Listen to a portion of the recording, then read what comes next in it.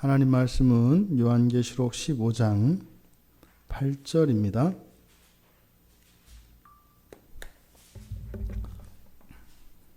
우리가 같이 한 목소리로 함께 읽겠습니다. 하나님의 영광과 능력으로 말미암아 성전의 연기가 가득 차매 일곱 천사의 일곱 재앙이 마치기까지는 성전에 능히 들어갈 자가 없더라. 아멘. 사도 요한은 하늘의 그 증거 장막의 성전이 열리는 것을 보고 또 그 이후에 이제 일곱 재앙을 가진 천사가 나오는 것을 보았습니다. 그리고 이제 그 일곱 천사들에게 네 짐승 가운데 생물 가운데 한 생물이 하나님의 진노를 가득히 담은 금대접을 주는 것을 보았습니다. 그때 요한이 보았던 그 하늘의 증거 장막의 성전, 지성소라고 할 수 있습니다. 그 증거 장막의 성전이 성전의 모습을 이제 8절에서 이야기하고 있는 것입니다. 굉장히 중요한 내용인데, 하나님의 영광과 능력으로 말미암아 성전의 연기가 가득 찼다. 그러니까 이제 요한의 눈에 들어오는 것은 연기가 가득 찬 성전이었습니다. 근데 여기서 지금 우리가 앞에서도 살펴보았습니다만, 여기에 사용된 성전은 그러니까 하나님이 임재하는 곳인데, 여기에 사용된 헬라어 단어는 나오스라고 했습니다. 나오스. 성경에 성전 또는 장막을 나타내는 헬라어 단어들이 있는데, 하기오스라고 하는 말, 성령을 이야기할 때도 하기오스라는 말을 쓰죠. 성도라고 할 때도 이 성, 거룩한이라고 하는 뜻을 가진 이 하기오스라고 하는 말을 써요. 그래서 그 거룩한 곳, 이렇게 성전을 나타내기도 합니다. 그리고 또 히에론이라는 말이 있어요. 히에론, 이것도 똑같이 이 성소를 나타내는 말입니다. 그리고 하나님이 거하시는 처소라고 하는 의미로서 집을 나타내는 오이코스, 그래서 그 집, 이렇게 그 거룩한 집, 그래서 오이코스라는 단어를 쓰기도 하고, 또 특별히 구약과 관련해서 이 성전을 이야기할 때는 장막이라는 표현으로서 스케네라고 하는 단어가 있습니다. 주로 히브리서에서 사용하는 그 장막이 이 스케네라고 하는 단어입니다. 그런데 여기서 지금 연기가 가득 찬 그곳을 나타내는 말을 나오스라고 했어요. 근데 이때 나오스라고 하는 말은 특별한 의미가 있습니다. 이 성전은 우리가 이제 구약의 성막과 성전을 통해서 그 구조를 알고 있지 않습니까? 그래서 밖에 사람들이 모일 수 있는, 사람들이 갈 수 있는 뜰이 있고, 거기는 이제 이스라엘 백성도 가고 제사장도 함께 공유하는 공간이죠. 그리고 이제 뜰에서 안으로 들어가면 이제 성소가 나옵니다. 그렇죠? 그 성소는 제사장들만 들어갈 수 있는 곳이에요. 그리고 거기서 안으로 더 들어가면 이제는 지성소가 나오죠. 거기는 대제사장만 1년에 한 번 들어가도록 허락된 곳이고, 사실은 지성소는 하나님만이 거하시는 독립적인 공간입니다. 그런데 이제 속죄를 위해서 대제사장이 1년에 한 번 들어가도록 허락된 거예요. 성소와 지성소의 개념은 완전히 다릅니다. 그렇게 우리가 성막 또는 성전이라고 했을 때는 그 앞에 보이는 뜰, 그리고 그 안에 성소와 지성소, 이 세 개의 공간을 우리가 염두에 두어야 합니다. 그런데 여기에 사용된 나오스라고 하는 이 단어는 어떤 경우에도 지성소에는 사용되지 않는 말입니다. 지성소에는. 그래서 지성소에 쓸 때는 주로 그 거룩한 곳, 그래서 하기오스라고 하는 말을 써요. 그러니까 지금 연기가 가득 찬 성전이라고 한 이 나오스라고 하는 것은 하나님과 사람, 하나님의 공간, 그러니까 사람이 갈 수 없는 절대적 공간으로서의 그 지성소를 의미하는 것은 아니다. 그래서 어떻게 해요? 이 나오스라고 말을 한 것은 바로 제사장들이 드나들 수 있는 그 공간으로서의 성전을 이야기한다 이 말입니다. 히브리서 9장 7절과 8절에 보면 이것을 둘째 장막, 첫째 장막 이렇게 이야기를 해요.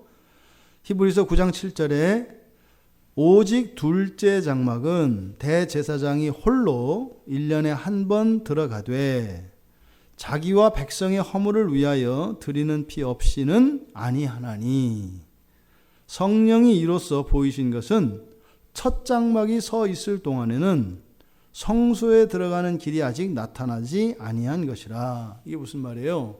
첫 장막이라고 하는 것은 성소와 지성소로 구별되어 있는 동안은 성소에서 지성소로 들어갈 길이 있다 없다? 없다라는 거예요. 없다라는 거예요. 그래서 여기서 히브리서 기자가 이야기하는 첫째 장막, 둘째 장막 할 때 그 둘째 장막은 바로 지성소를 의미하고 여기서 나우스는 이 첫째 장막과 둘째 장막을 굳이 나눈다면 어디에 해당한다? 첫째 장막에 해당한다. 또는 전체 다를 의미한다. 그래서 나우스가 의미하는 것은 성소와 지성소를 구별하지 않는 성막 전체를 나타내거나 또 구체적으로 성막 안에 성소와 지성소를 나뉠 때는 첫째 장막인 성소를 의미한다. 이렇게 우리가 정리를 해야 합니다. 그렇다면 지금 성전을 가득 채웠다 할 때 이 연기는 어디를 채운 거예요? 그러니까 성소와 지성소를 사실은 가득 채운 거겠죠. 넓게 보면. 이해되시죠? 또 만약에 지성소와 성소를 구분해서 이야기한다면 어디에 가득 찬 거예요? 성소에 가득 찬 거예요. 그러니까 여기에서 지금 연기가 가득 찬 공간으로서 성소는 이 나우스를 쓴 이유는 뭐다?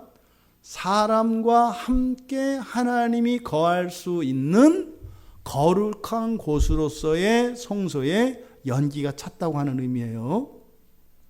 왜 지금 이 말씀을 드리냐면 구약에서 아까 우리가 히브리서를 읽었습니다만 레위기 19장에 16장에 보면은 이제 대제사장이 지성소에 들어갈 때 어떻게 들어갈 수 있는가를 이야기해요.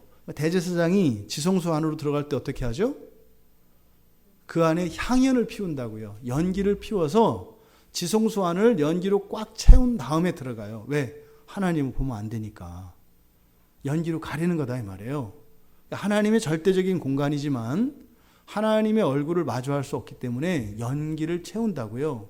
그러니까 이렇게 성소에서 연기를 채운다 할 때는 그 연기는 어디를 채우는 거예요? 원래? 지성소를 채우는 거다 이 말이에요. 원래 제사법에서는. 대제사장이 지성소에 들어갈 때 그 향연을 가지고 향로를 들고 향로를 안으로 집어넣는단 말이에요. 이렇게 먼저.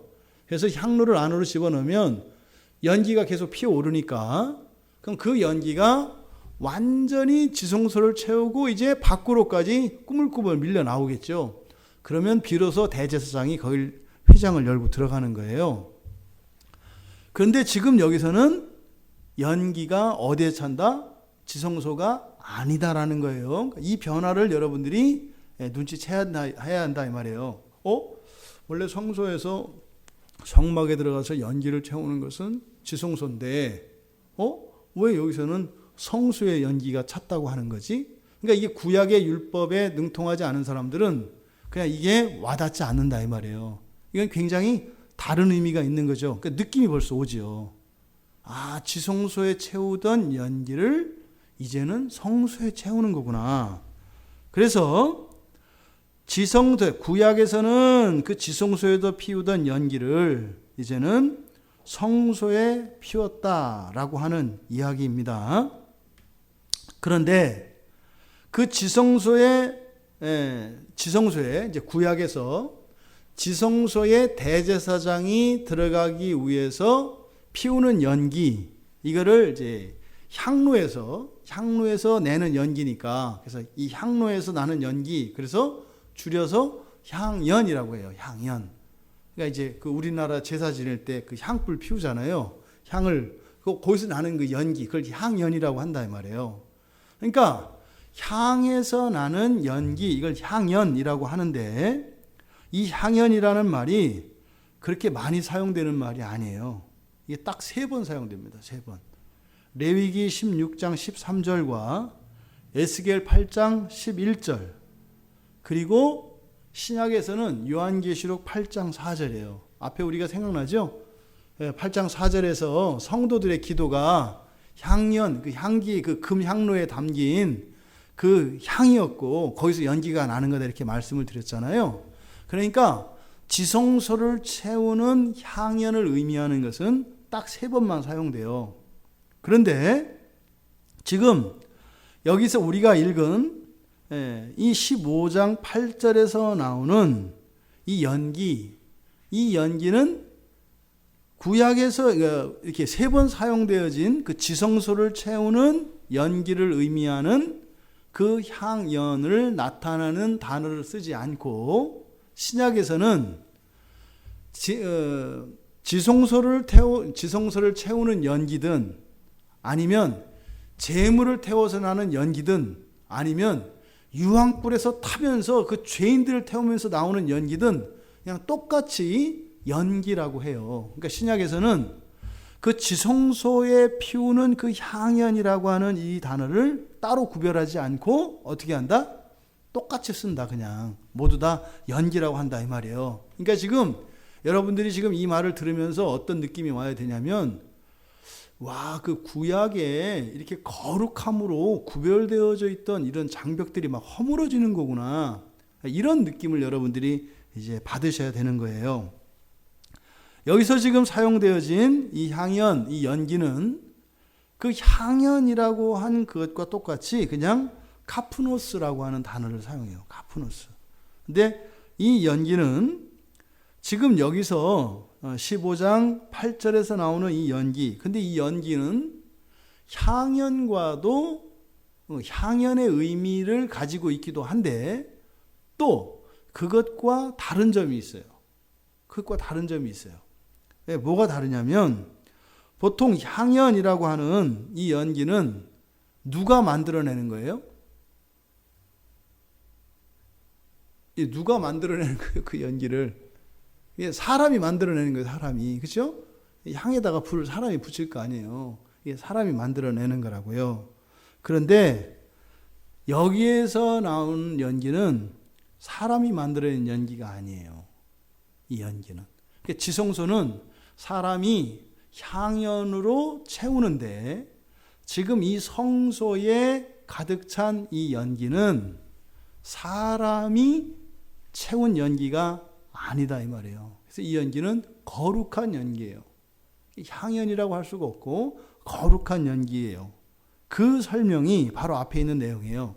하나님의 영광과 능력으로 말미암아 라고 하는 이 설명이 연기에 대한 설명이에요. 그러니까 이 연기가 어떤 연기다? 하나님의 영광과 능력으로 말미암은 연기다, 이렇게 되는 거예요.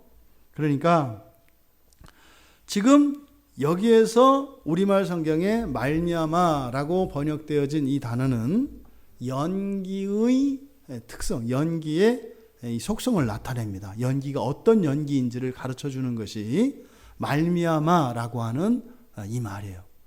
이게 이제 헬라어 전치사로는 에크라고 하는 전치사예요. 에크. 그러니까 무엇무엇으로부터라고 하는 거예요. 무엇무엇으로부터. 그래서 이거는 그러니까 영어로 말하면 from이라기보다는 out of. 그래서 이 에크라고 하는 전치사는 굉장히 중요한 의미를 가지고 있는 전치사고, 다른 언어에는 이 개념이 없어요. 이 에크라고 하는 전치사의 개념이. 우리도 그냥 너 어디 출신이야? 너 어디서 왔어?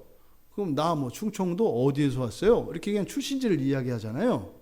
우리나라는 사실 더더군다나 뭐뭐로부터라고 하는 말이 가지고 있는 의미는 굉장히 제한적이에요. 영어도 마찬가지입니다.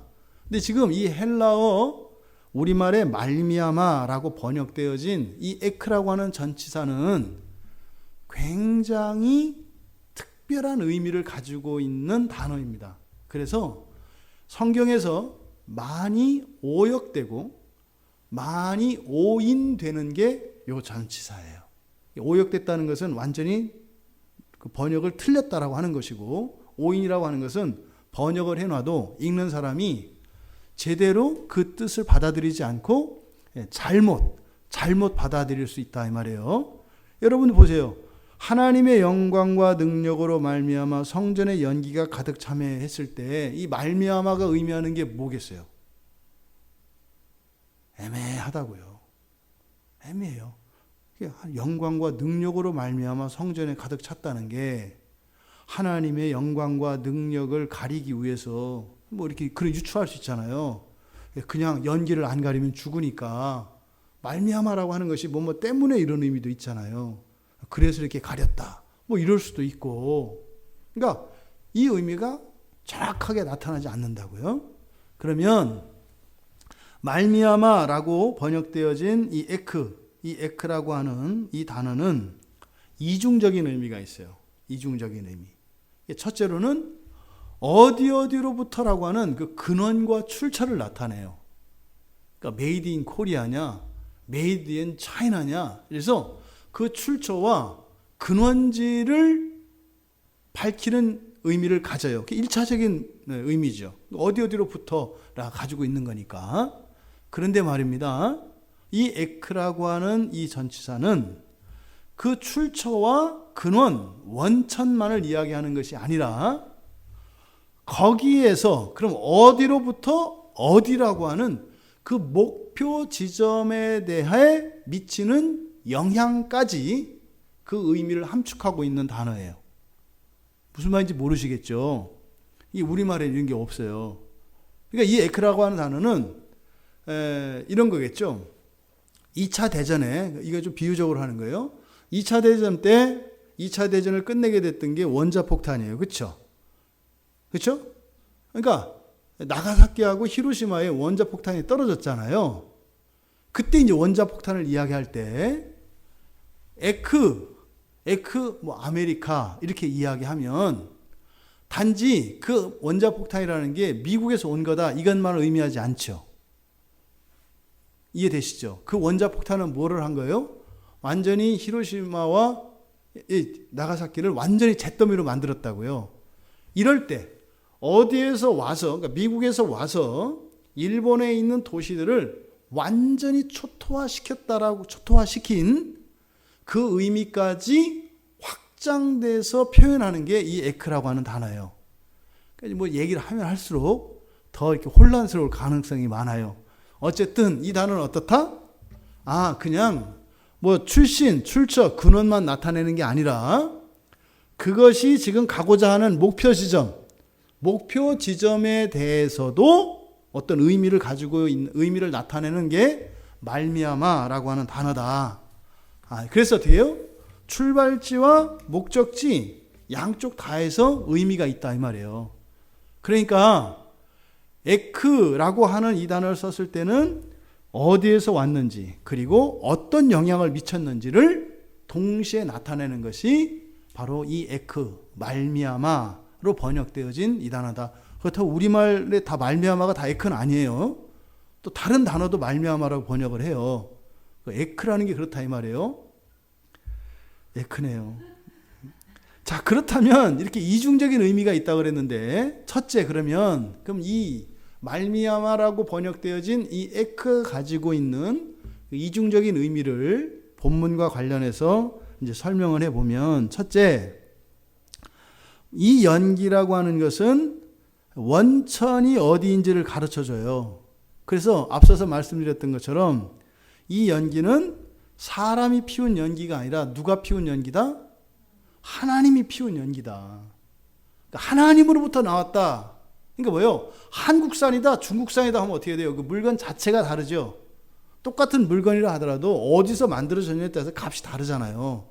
그러니까 에크가 나타내는 이 말미암아로 번역되진 이 말미암아가 나타내는 첫 번째 의미는 뭐다? 뭘 얘기하고 싶다? 이건 사람이 피운 연기가 아니라 누가 피운 연기다? 하나님이 피운 연기다. 이걸 지금 강조하는 거예요. 하나님이 피운 연기가 지금 성전에 가득 찼다. 이렇게 얘기한다 이 말이에요. 왜 이야기를 할까요? 이럴 때 여러분들이 머리가 서면 안 돼요. 또 무슨 얘기 할까? 이러면 안 되고 여러분들이 머리가 이렇게 굴러가야 돼요. 그러니까 왜 이 얘기를 할까요? 앞서서 우리가 배경 설명을 했잖아요. 사람이 지성소에다 연기를 피우는 건데 원래는. 그죠? 지금은 어땠다는 거예요? 하나님이 연기를 피웠는데 어디다 채웠다는 거예요? 성소에다 채웠다는 거예요. 그럼 사람은 성소에서 지성소로 들어가면서 연기를 피우는데 성소를 가득 채운 이 연기는 어디서 나왔다는 거예요? 성막을 가지고 이야기하면 지성소에서 나왔다는 얘기 아니에요. 지성소가 하나님 계신다니까. 뭐가 생각나세요, 여러분은? 그렇죠. 예수님께서 십자가에서 돌아가시고 휘장이 찢어졌다 그랬죠. 근데 그 뒤로 어떻게 했다고요? 제사장들이 그걸 꿰맸다고요. 꿰맸어요, 실제로. 그러니까 다른 제사장들이, 후대의 제사장들이 들어갔을 때 휘장이 찢어졌다는 얘기는 거짓이라고 한단 말이에요. 왜요? 내가 들어가서 봤는데 안 찢어졌거든요. 그런데 지금 여기서 얘기하는 건 뭘 의미하겠어요? 찢어졌다는 거예요. 찢어졌다는 거예요. 여기서 찢어졌다는 것은 단순히 그게 찢겼다 이걸 의미하는 게 아니죠. 뭐예요? 지성소와 성소의 경계가 어떻게 됐다? 무너졌다는 거예요. 허물어졌다는 거예요. 하나님 앞에 나아갈 수 있게 되었다는 것을 말하는 거예요. 그러니까 지금 하나님이 성소에 연기를 피웠다라고 하는 것은 너희들 말도 많고 이런저런 주장도 많았는데 맞다는 거예요. 그때 찢어졌다는 거예요. 성소와 지성소의 구분이 없어졌다는 거예요. 그러니까 여기서 하나님으로부터 나온 그 연기가 성소를 채웠다는 것은 사실은 그러니까 어떻게 되겠어요? 하나님 스스로 지성소를 연기로 채우시고 그리고 성소까지 나온 거겠죠. 공간적으로 이야기하면. 그잖아요. 이런 장면이 구약에서 있었죠. 시내산 언약 때 하나님께서 시내산에 빽빽한 구름으로 채우신다고요. 그리고 실제로 구약에서도 이렇게 성막을 연기로 채우는 사건들이 있었다 이 말이에요. 그러니까 지금 여기서 말하고자 하는 것은 바로 휘장이 위로부터 찢어져서 지성소와 성소의 장벽이 허물어졌고 지성소라고 하는 하나님만이 독립적으로 점유하는 공간이 이제는 어떻게 됐다? 없어졌다. 그것이 맞다. 그렇게 됐다. 그때 그 일이 일어났다. 어디에? 하늘 증거장막 성전에. 그것을 요한에게 하나님이 보여주신 거예요. 지상에 있는 모형으로 세워진 성막이나 성소, 성전을 가지고는 사람이 장난칠 수 있죠. 그렇게 찢어진 휘장을 꿰매고 거기다가 우상 같은 걸 새겨놓고 할 수 있어요. 근데 하늘에 있는 성전은 사람이 장난칠 수가 없어요. 원형인 그 성전을 지금 본 거 아니에요. 두 번째, 이 연기는 첫 번째에서 가르쳐준 그러니까 안에서 밖으로, 지성소에서 성소로, 또 하나님으로부터 온, 그래서 원천과 그 출발지, 또 거기서의 장소의 이동만을 가리키는 것이 아니라 이 에크가 가지고 있는 단어의 이 전치사의 이중적인 의미는 뭐라 했어요? 그 목표 지점에 미친 효과에 또 의미가 있다 그랬죠. 그러니까 지금 여기서 이 말미암으로 번역되어진 이 단어가 나타내는 또 다른 의미는 분리라고 하는 의미이기보다는 분리는 이동이죠. 예를 들어서 어떤 물건이 여기에서 여기로 하면은 여기는 있어요, 없어요? 없잖아요. 여기에 있으니까. 그러면 이것은 이 장소를 이탈해서 다른 곳으로 옮겨지는 것을 의미하잖아요. 뭐로부터 어디로 이렇게 하면. 그런데 여기서는 그런 장소의 이동, 그리고 이렇게 분리적인 의미, 그러니까 지성소와 성소, 어디와 어디, 출발지와 목적지 이렇게 분리시키는 이런 개념이기보다는 연기의 효과를 나타내 준다는 거예요. 원래 지성소에 있는 그 연기의 효과는 뭐예요? 대제사장이 하나님의 독립적인 독점적인 공간 속으로 들어갈 수 있게 하는 은신처 역할을 하죠. 이해되시죠? 여기서의 이 향연의 그 효과는 하나님만이 거하시는 절대적인 공간 속으로 부르심을 받아서 한번 들어갈 때 들어갈 수 있게 하는 이 매개, 도구, 수단이 연기란 말이에요. 연기의 효과는 모세가 떨기나무에 불 붙은 곳에 가서 하나님의 영광을 봤을 때 뭐라 그래요? 신발을 벗어라 그러잖아요. 신발 신고 못 간단 말이에요. 신발 벗고 들어간단 말이에요. 어떤 조건이 붙어요. 그러니까 이 연기의 효과라고 하는 것은 피조물인 사람이, 그것도 죄 있는 사람이 하나님을 만날 수 있게 하는 그 수단이 바로 뭐다? 연기다. 그러면 하나님으로부터 나온 이 연기가 성소를 채우고 있다. 이거는 다시 말해서 그 효과가 뭐라는 거예요? 이제는 성소에서도 하나님을 만날 수 있게 되었다는 것을 의미한다 이 말이에요. 그래서 이 구름은 하나님의 현현을 나타내요. 구름은. 그러니까 하나님이 나타나실 때는 그냥 못 나타나요. 그러니까 사실은 구름과 함께 나타났다고 그래서 하나님이 나타나지 않으신 것이 아니에요. 하나님은 절대적으로 거룩하시기 때문에 나타나실 때는 이렇게 구름과 함께 그 하나님의 영광이 나타납니다. 그러니까 이제는 이 성소에서 하나님을 만날 수 있게 됐다라고 하는 것을 의미한다. 이게 지금 말미암아라고 하는 단어가 나타내는 의미다. 그렇다면 여기서 말미암아라고 되어 있는데 하나님의 영광과 능력으로 말미암아 이렇게 되어 있잖아요. 그래서 두 개가 같이 이어져 있기 때문에 의미가 좀 퇴색됩니다. 조금 말이 길더라도 따로 하는 게 좋은 거예요. 하나님의 직역하면 하나님의 영광으로부터 그리고 하나님의 능력으로부터 나온 연기가 이렇게 되는 거죠.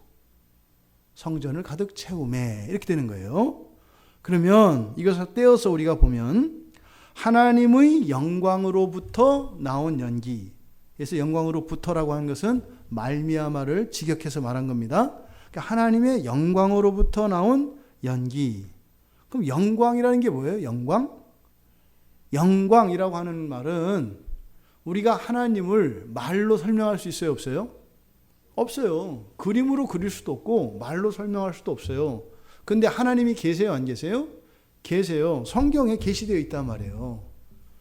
그래서 그 하나님의 신적 본질을 우리끼리 약속을 해요. 그 신비하고 오묘하고 그 무한한 그것을 우리가 무한한 것을 어떻게 말로 나타내요? 그럴 때 우리가 사용하는 게 뭐예요? 약속이죠. 약속. 그거 있잖아. 무한한 하나님의 본질. 그것을 우리 영광이라고 하자. 이게 사실은 누가 가르쳐 주신 거예요? 성령께서 가르쳐 주신 거예요. 그래서 여호와의 영광 이렇게 하면 그러니까 하나님의 신적 본질을 가리키는 말이 영광입니다. 그래서 이 영광이라는 말은 그렇다고 하나님께만 또 쓰느냐? 아니죠. 여러분들도 영광스러우시고 영광을 받으시잖아요. 영광스러울 때가 있고 수치스러울 때가 있잖아요. 그러니까 이 영광이라고 하는 말이 가지고 있는 그 의미는 그 대상, 그 영광이라는 말을 적용하려고 하는 그 대상의 가치를 드러내는 것. 이게 영광이에요. 그것의 가치를 드러내는 것.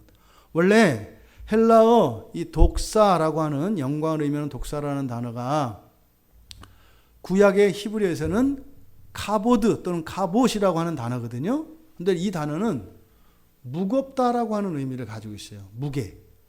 성경에서 무겁다라고 하는 의미, 이것은 고대 사회에서 무겁다라고 하는 것은 큰 가치를 의미합니다. 가치가 크다 할 때 무겁다 이렇게 이야기해요. 왜요? 우리는 요즘에 지금 그 화폐를 쓰지 않습니까? 화폐가 있기 전에는 과거에 물물 교환할 때는 어떻게 해요? 무게가 무거우면 무거울수록 어쨌든 그것은 값이 큰 거예요. 동일한 물건에서 더 값이 큰 것은 더 무거운 게 값이 크다고요. 그러니까 이 영광이라고 하는 단어의 어원은 큰 가치를 나타내는 무겁다라고 하는 말에서 나온 거예요. 그러니까 영광은 뭐예요? 그 사람의 또는 그 물건의 가치를 드러내는 것, 이거를 영광. 그러니까 이것을 말하자면은 우리가 사용하는 말로는 가격과 같은 거예요. 가격, 가치, 이것과 같은 거죠. 이거 얼마짜리예요? 이거 값이 얼마예요? 이거를 바꾸어서 어떻게 할 수 있는 거예요? 이거 영광이 얼마예요? 이렇게 하는 거예요. 이게 이해되시죠? 그러니까 영광이라고 하는 것은 가치의 의미를 나타낸다. 근데 이제 문자적으로 우리가 영광이라는 말을 쓸 때는 그 대상의 가장 좋은 상태, 그러니까 최고의 가치를 나타내는 것, 이게 영광이라는 말이에요. 그러니까 하나님께 영광이라는 말을 쓸 때 뭐예요? 하나님의 신적 본질이 하나도 훼손되지 않고 완전한 것, 이것을 영광이라고 한다 이 말이에요. 영광이 가리워진다. 그럼 뭐예요? 그 가치가 평가절하되는 거죠. 그래서 하나님의 영광으로부터 나왔다라고 하니까 이 영광은 가치와 상관된다고 그랬죠. 그러니까 하나님의 영광, 하나님의 가치는 어떻게 했어요? 무한하죠. 무한하고 또 하나님은 본질이시죠. 이 세상에 있는 모든 피조물은 하나님으로부터 나옵니다. 그러니까 본질은 하나님이지요. 하나님. 이거를 이제 철학자들은 형이상학, 형이하학 이렇게 이야기한단 말이에요. 근데 철학자들이 이야기하는 형이상학, 그것의 사실은 본질은 누구예요? 하나님이죠. 하나님. 하나님을 믿지 않으니까 그것을 형이상학, 형이하학 이렇게 해서 이렇게 컵이 있으면 컵에 원형이 있다는 거예요. 물 자체가 있다는 거예요. 그거를 이렇게 이제 구현해낸 거다. 이게 철학자들이 하는 설명이거든요. 근데 이 세상에 있는 모든 것은 하나님이 창조하셨어요. 그래서 이 세상 모든 존재의 본질은 누구세요? 하나님이세요. 하나님. 그러니까 하나님의 영광이라고 하고 이 영광을 가치의 의미로 우리가 평가한다면 무한한 가치 그리고 본질적인 가치 이렇게 이야기하는 거겠죠. 그러니까 짝퉁 이런 게 아니라 진짜 그 본질적인 가치를 의미한다. 그러니까요. 하나님의 영광으로부터 연기가 나왔다 할 때는 그러니까 이 뭘 설명하는 거겠어요? 이 연기는 다른 연기와 비교할 수 없을 만큼 무한한 가치를 가지고 있는 절대적인 연기다라고 하는 것을 하나님의 영광으로부터 나온 연기라고 한 거예요. 그럼 보세요. 여기서 지금 비교 대상으로 염두에 두고 있는 그 연기는 어떤 연기겠어요? 바로 향연이라고 그랬어요. 지성소를 채우는 향연. 그러면 1년에 한 번씩 지성소에 향연을 피워요. 1년에 한 번씩 대제사장이 들어가니까 1년에 한 번씩 향연을 피우거든요. 그러면 역사 속에서 폈던 모든 향연들이 있을 거 아니에요. 그것들과는 비교할 수 없다는 것이고 심지어 본질적인 가치는 뭐겠어요? 그 모든 걸 다 합쳐도 그건 본질이 아니야. 그러니까 그 모든 것을 다 합쳐도 비교할 수 없는 가치를 지닌 연기다라고 하는 얘기예요. 지성소에 연기를 피우면 향연을 피우면 어떻게 되나요? 그 연기에 남아있나요? 연기는 없어져요. 시간이 지나면 소멸된단 말이에요. 연기가. 그리고 그 지성소에 피우는 연기라고 하는 것은 이례적이죠. 하나님을 만날 수 있게 하는 그 효과적인 측면에서 이례적이라고요. 일회용이라고요. 일회용. 그리고 그건 어떻게 돼요? 금방 채워지는 것도 아니고 꽉 찰 때까지 시간도 걸리고 또 시간이 지나면 사라져요. 그러니까 일시적이고 임시적이고 일회적인 것이 지성소에 피우던 향연이에요. 근데 지금 여기서 하나님 영광으로부터 나온 연기는 어떻다는 거예요? 사라지지도 않아. 그리고 일회적인 게 아니야. 영원히 함께야.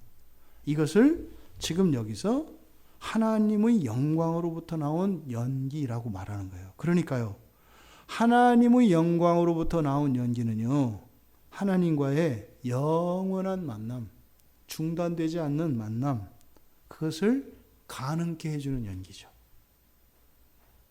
우리가 이렇게 은혜가 있을 때는 하나님 앞에 기도도 좀 되고, 말씀이 쏙쏙 들어오고, 삶도 기쁨이 넘치고, 하나님에 대한 사랑도 끌어오르게 하잖아요. 사라지면 없어지잖아요. 그런 효과들을 지성소에 피우는 사람으로부터 나온 연기, 향연이라고 한다면, 지금 하나님의 영광으로부터 나온 이 연기는 어떻다는 거예요? 절대로 변하지 않고, 절대로 빈틈도 없고, 완벽하고 무한하고 영원한 효과를 주는 그런 연기다라고 얘기를 하는 거예요. 그 연기 얼른 만나고 싶죠? 이 사실은 여기서 이렇게 나타내는 연기가 누구를 상징하겠어요? 예수 그리스도를 상징하는 거예요. 하나님의 영광으로부터 나온 연기라는 것이 구약에서는 하나님의 현현을 나타내는데, 이거는 비교할 수 없는 현현, 바로 예수 그리스도의 현신을 이야기하는 거죠. 두 번째, 하나님의 권능으로부터 나온 연기예요. 하나님의 권능. 이 권능이라고 하는 디나미스라고 하는 단어, 이게 다이너마이트가 이제 여기서 나온단 말이에요. 이 디나미스라고 하는 단어에서.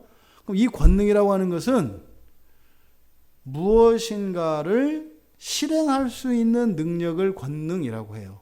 뭔가를 할 수 있는 능력. 이게 뭐 크든지 작든지 간에. 그러니까 사실은 모든 살아있는 것들은 이런 권능이 있어요, 없어요?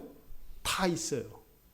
살아있는 것들은. 그게 살아있다는 게, 이 생명이라는 게 이 권능과 관계되어 있어요. 그러니까 생명은 어마어마한 거예요. 어마어마한 거예요. 그러니까 무엇인가를 할 수 있는 능력을 이제 권능이라고 합니다.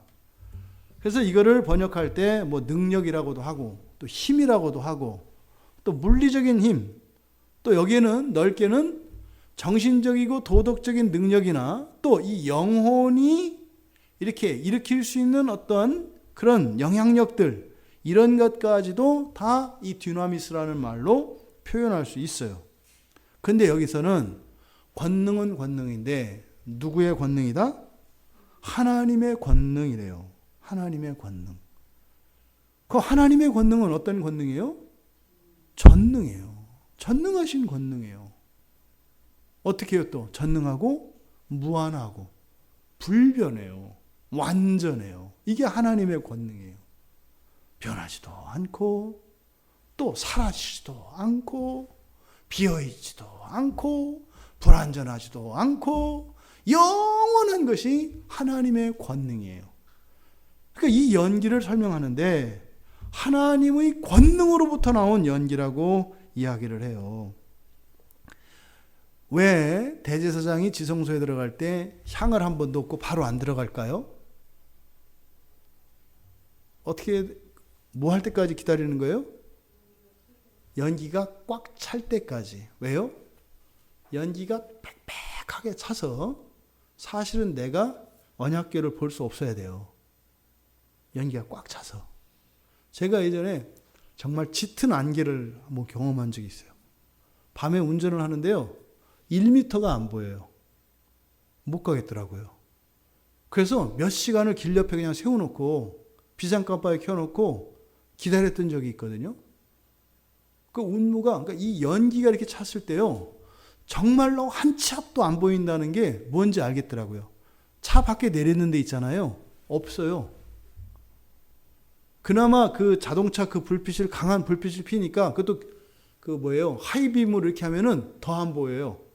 바로 밑에만 비춰야 그냥 땅바닥이 조금 보여요. 그러니까 그냥 진짜로 구름 속에 내가 있는 것 같더라고요. 그러니까 연기를 빽빽하게 채우는 이유는 뭐예요? 가려주기 위한 거예요. 무엇을 가리는 거죠? 궁극적으로 죄를 가리는 거죠. 죄를. 조금 피우면 드러나요. 보인다고요. 보여. 이렇게 옷자락이 보여. 근데 지금 여기서 보면 하나님의 권능으로부터 나온 연기라 했으니까 이거는 하나님의 무한하고 전능한 능력이라 그랬거든요. 그러면 이 향연의 능력은 바로 죄를 가려주는 거라고 했는데, 그러니까 여기서 지금 하나님 권능으로부터 나온 연기의 효과는 어떤 효과인 거예요? 우리의 모든 죄를 가려주는 거죠. 이게 죄 없다고 여기시는 효과가 왜 하나님께서 우리에게 죄 없다고 해요? 하나님의 권능으로부터 나온 연기가 우리를 감싸기 때문에 우리에게는 하나도 그 죄가, 우리의 죄가 드러나지 않는다 이 말이에요. 그러니까 바로 여기서 지금 성소를 채우고 있는 연기로 비유되어지는 것 같은 연기는 바로 이 땅에 오신 그리스도의 의미가 무엇인지를 가르쳐 준다고요. 성소와 지성소 사이를 가르고, 그리고 어떻게 해요? 하나님과 만날 수 있는 길이 되어 주셨고, 또 하나님과 만나되 어떻게 해요? 일시적으로 불완전하게가 아니라 영원히 완전하게 함께 하도록 해 주신 것이 그리스도라고 하는 것을 지금 이 성전을 채운 연기를 통해서 우리와 함께 우리에게 설명을 해 주는 것이다. 그래서 우리가 여기서 예배 드린다니까요. 하나님의 영광으로부터 나온 연기와 하나님의 권능으로부터 나온 그 연기가 이곳을 채우기 때문에 우리가 어떻게 해요? 오늘 하루 동안 아무 일도 없었던 것처럼 이렇게 고개 빳빳하게 들고 하나님께 예배드리는 거라고요. 이게 어떻게 가능하다고요? 바로 이 하나님의 영광과 권능으로부터 나온 연기인 예수 그리스도의 공로로 말미암은 것이다. 심지어는요, 죄 때문에 하나님 앞에 못 나가는 게 아니라 죄가 있어도 우리는 다고 할 수 있잖아요. 이게 여기서 나타나는 바로 하나님 영광과 권능으로부터 나온 연기라고 하는 의미다. 그러니까 지금 여기서 설명하는 것은 뭐예요? 하나님의 영광과 능력으로 말미암아 성전의 연기가 가득 찼다. 그러니까 이게 뭐겠어요? 이 사건은 아담이 나무 뒤에 숨기 전에 있었던 사건의 회복을 말하는 거예요. 이제 하나님과 우리 사이에는 막힘이 없어요. 방해도 없고 막힘이 없어요. 이게 지금 여기서 성전의 연기가 찼다는 거예요. 더더군다나 하나님의 공간과 우리의 공간도 이제는 없어요. 공간을 같이 공동 점유한다 이 말이에요. 엄청난 이야기죠. 바로 앞에 나왔던 이야기가 뭐였어요? 정화, 성도의 정화에 대한 이야기라고 했잖아요. 예? 그런데 지금 사실은 남은 마지막 재앙이 남아있죠? 7 나팔 재앙이 남아있잖아요. 근데 나팔 재앙에 대한 이야기를 하기 전에 좀 요 얘기를 해요. 성전을 보여준 거예요. 그러니까 뭐요? 너희들을 맞이할 준비가 어떻게 했다? 다 끝났다. 주님이 하셨잖아요.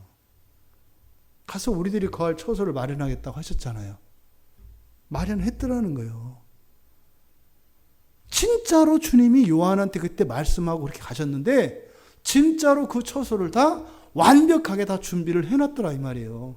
그러니까 우리가 느끼는 감동과 요한이 느끼는 감동은 비교할 수가 없어요. 왜요? 자기가 들었던 말들 가운데 이해되지 않았고 잘 믿어지지 않았던, 깨달아지지 않았던 그 말씀들이 여기서는요 그냥 확확 열리는 거예요. 그 말씀들이. 아 진짜였네. 우리가 맨날 속색에서 가시는 줄 알았더니 그게 아니라 진짜로 하나님과 함께 거할 처소를 마련하기 위한 거였네. 원래 우리 주님이 시건하시는 분이 아닌 건 알았지만 뭐 이렇게 경험하고 보니 진짜로 그러시네. 뭐 이런 게 있었겠죠. 그런데 그 뒤에 이어지는 내용을 보니까 참에 찼어요. 그런데 7 천사의 7 재앙이 마치기까지는 성전에 능히 들어갈 자가 없더라. 이게 뭐야? 바로 앞에서 다 됐다며. 그더니 바로 뒤에 뭐예요? 이렇게 마치기 전까지는 들어갈 자가 없더라. 그러니까 앞에 이야기를 왜 했는지 여러분들 이해가 되세요? 남은 이 재앙을 어떻게 하라? 잘 견뎌라. 잘 견뎌라. 너희들을 버린 것도 아니고 너희들을 멸하려고 하는 것도 아니고 뭐라는 거예요? 지금 다 됐다. 다 됐어. 그런데 지금 요것만 요 단계만 넘어가면 돼. 왜 그러지 않아요? 막 힘들 때 뭐 가르치는 사람들이나 어른들은 조금만 더 그런데 도대체 왜 맨날 조금만 더야 뭐 이러잖아요. 지금 그 얘기 하는 거예요. 그 얘기. 다 됐다는 거예요. 다. 여러분 인생에 어려움이 있고 답답함이 있고 맡기고 그래요? 다 됐다는 거예요. 다. 근데 우리가 항상 그러지. 뭐 언제까지 도대체 왜 이렇게 다 됐단 말이야. 다 됐다. 다. 요거 될 때까지는. 지금 다 왔어요. 진짜로 다 왔어요. 왜? 마지막 재앙만 남기고 있으니까. 진짜로 다 왔어요. 그러니까 마지막 고비니까 여기서 성전을 활짝 열어 보여주시는 거예요. 진짜로 다 마련되어 있다. 마련되어 있다. 여기서 성전에 들어가기 위해서는 그러니까 해결되어야 될 선결 조건이 있는 거예요. 선결 조건이 여기에 있어요. 그러니까 구약에서는 사실은 이렇게 성전의 여호와의 현현으로서 여호와께서 나타난 효과로서 구름이 빽빽하게 들어차면은요 못 들어가요. 그 영광이 두려워서. 그게 이제 3번 나오거든요. 출애굽기 40장 그리고 열왕기상 8장 이렇게 두 군데에 보면 그때는 연기와 함께 하나님의 영광이 성전에 가득 차요.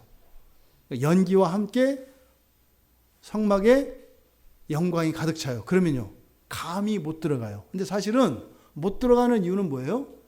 영광이 그곳을 완전히 채우고 있어요. 그러니까 들어갈 틈이 없어요. 못 들어간다고요.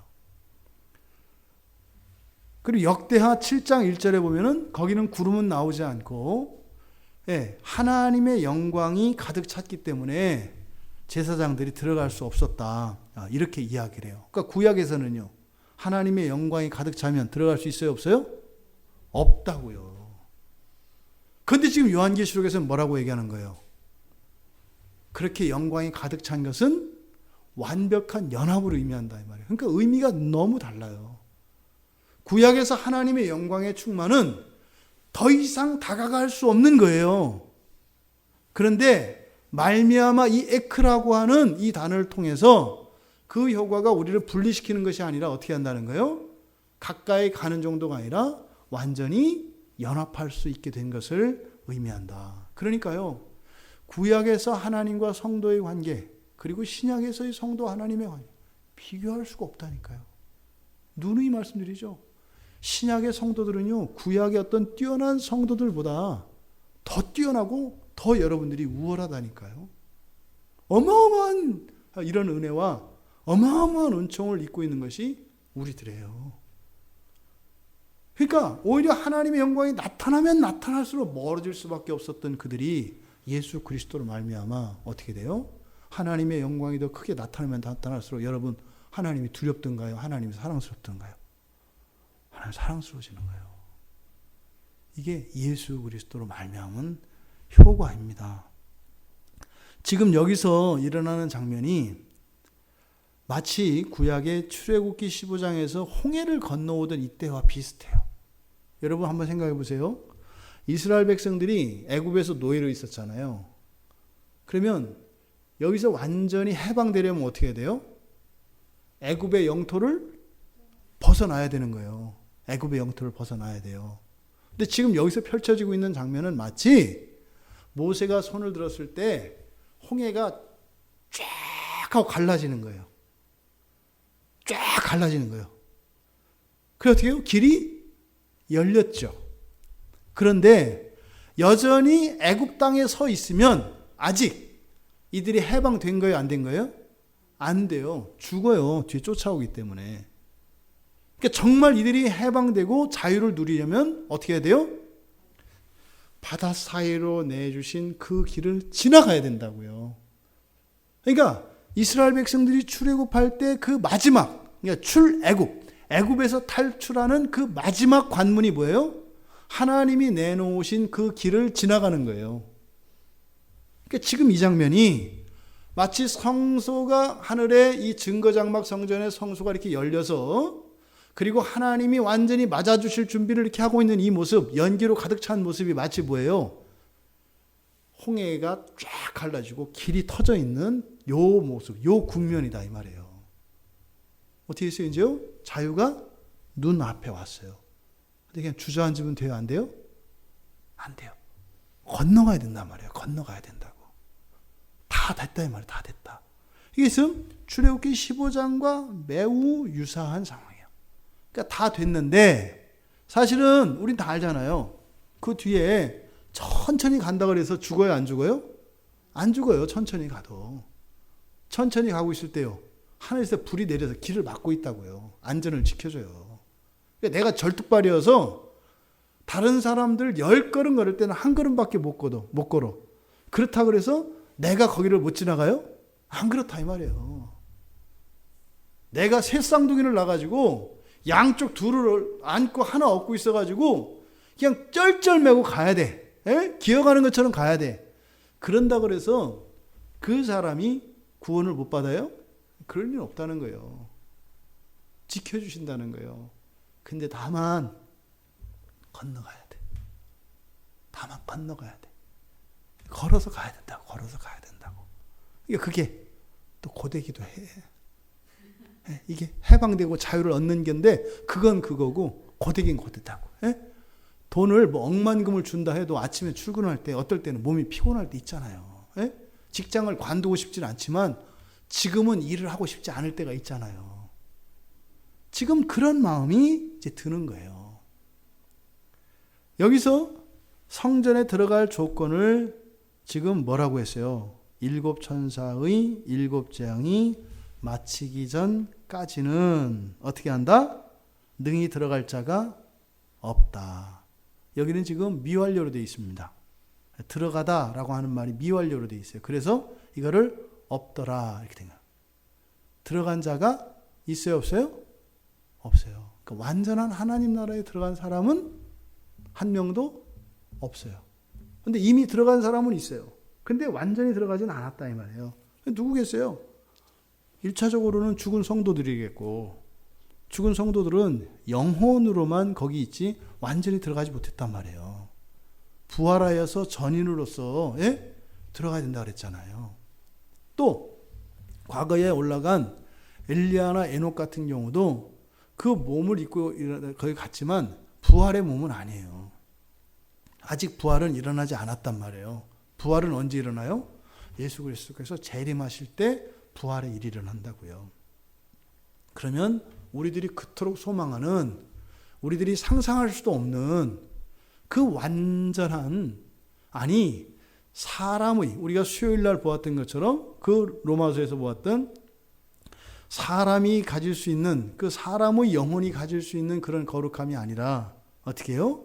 예수님의 영, 성결의 영이 가진 것, 즉 예수님의 가지시는, 즉 신성이 가지시는 그 거룩함을 우리도 가지게 된다 이 말이에요.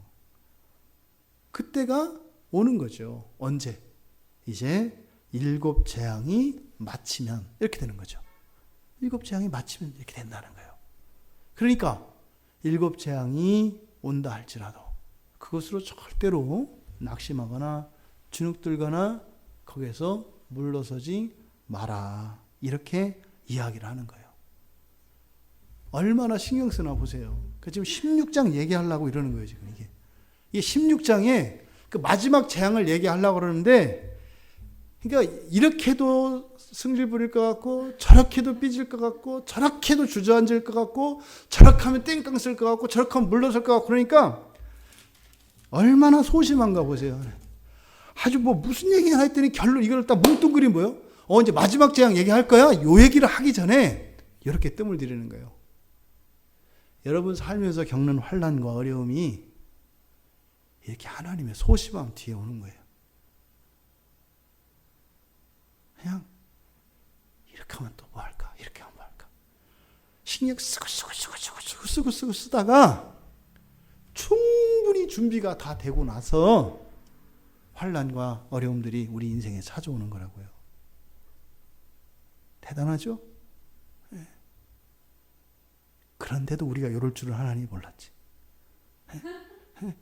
그렇게 하셨어도 우리가 하나님을 원망할 줄은 하나님 모르셨지. 그러니까 그 원망은 사실은 뭐예요? 우리들의 원망이 아니고 타당한 원망이 아니고 거짓이에요. 사실은 우리가 우리 안에 이런 성화의 일들과 우리의 지성이 깨끗해지면 어떻게 되는 거예요? 세상에 어떤 환난이 와도 내 마음의 평화가 사라지지 않고 내 입술에 찬양이 그치지 않는 거예요. 이 세상 사는 동안도. 이 일곱 나팔의 재앙이 펼쳐도 기쁨이 사라지지 않는 거예요. 감사가 끊이지 않는 거예요.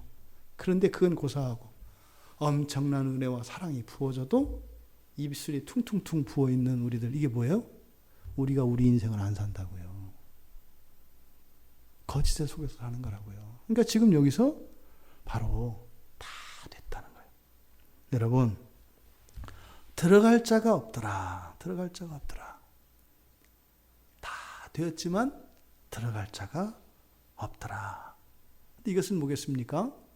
우리에게 절망을 가져다 주는 것이 아니라 요 때만 지나면 또 못 들어갈 자가 아무도 없다고 하는 약속 위에서 일어나는 이제 진노의 일곱 대접에 대한 이야기를 우리가 살펴볼 것입니다.